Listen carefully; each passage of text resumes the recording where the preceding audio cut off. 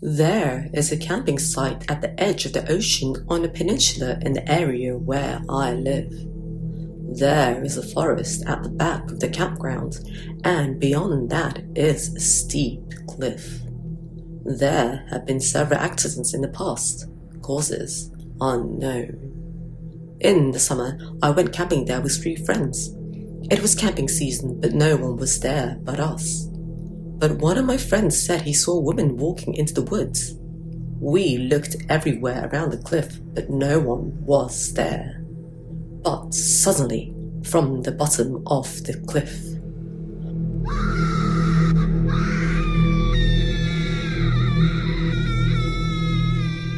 I heard a woman scream. I looked down the cliff with the headlight my friend had. There was no one there.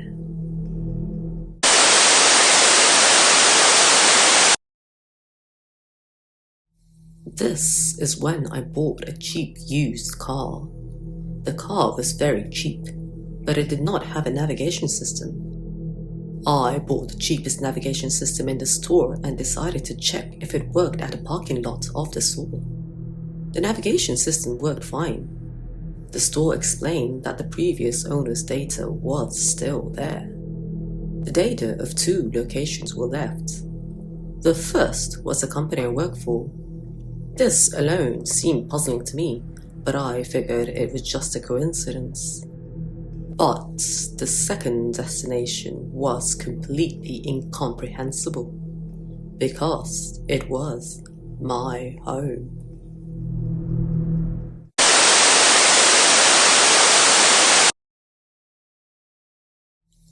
This is a story about when my father was a truck driver. We arrived at the office and unlocked the door to an empty, dark office. When I put the boxes outside and locked the door to the empty office, I heard the doorknob. The doorknob turned with great force. For some reason, my father sensed the danger and hurried to load the boxes. Then he rushed back to the truck and left the place. However, he has no recollection of what happened after. My father is still in the hospital because of a car accident, and he says that the doorknob in his hospital room turned with fearful force every day.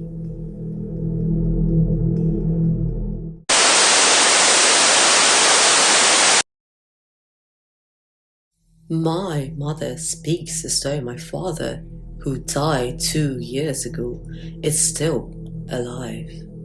When I told her that he had already passed away, she says, "What? He was just there yesterday, wasn't he?" My mother never believes that my father is dead. My mother cries every day and says, "I want to talk to him. I should call him." My poor mother, who attends my father's funeral but forgot about it. I'm afraid of the night. Somehow my mother's dementia gets worse at night. When I ignore my mother's crying, she gets in a bad mood and chases me. Help me, I feel. I live with my mother and my husband, so I am the only one who can help her.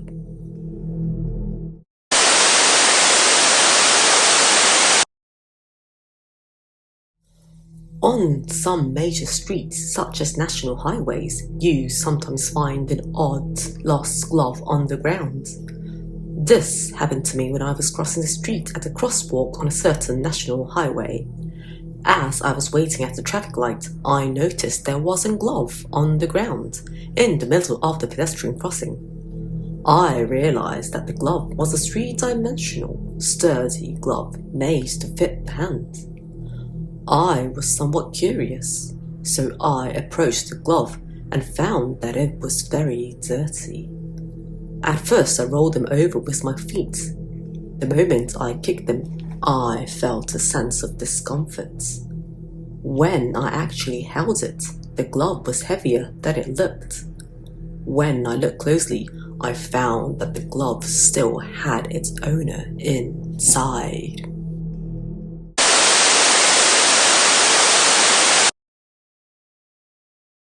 I went to school as usual, attending classes. Soon, it was time for lunch.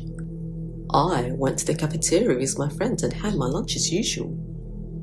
After finishing my meal, I returned to my classroom and spent the rest of my lunch break.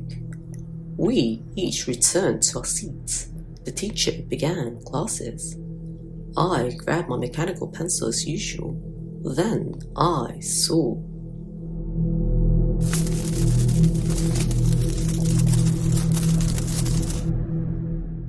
Even whistle let in. It doesn't usually sound like that.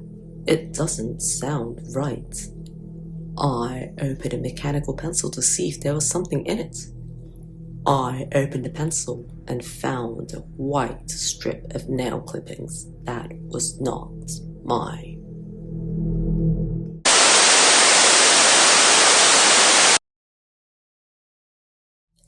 This was when I went to Hokkaido on a holiday.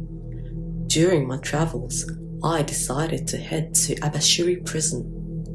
The lifelike dolls of guards and inmates were placed in various places and were a great sight to see.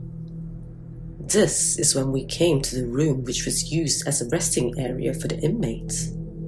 There was a guard standing in front of the room, and the room was so cramped that there was no space for the inmates to turn around. It was a little eerie, but I decided to go in. At that moment, "Hey." This voice was heard by my husband too, but there was no one else in the room.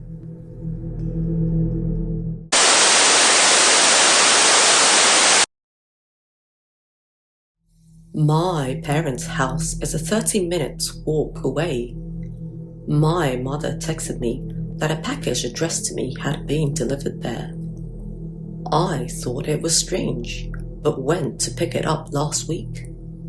Then I saw that my parents' house had burned down. Tattered yellow tapes were stretched around the burnt ruins, and I rushed to contact my family, but I couldn't reach them.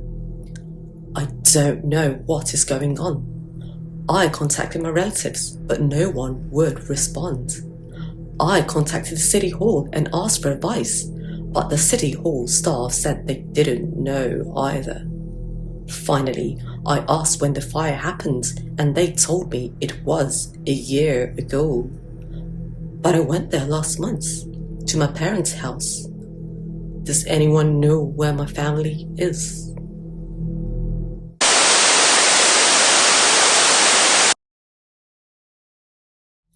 I used to use a certain illustration submission site. The pictures I drew were not well received. One day, the number of people who pressed the like button suddenly increased. That made me very happy. I checked it out, and apparently it was all from the same user. Out of curiosity, I looked at the user account page and was surprised again. In the bookmark list, there was only my picture. Furthermore, I was the only one who followed this person. I wondered what kind of person he was, so I looked at his profile page and saw in the self-introduction section, "I knew you would come to check me out. Go die." And written next to it was my home address.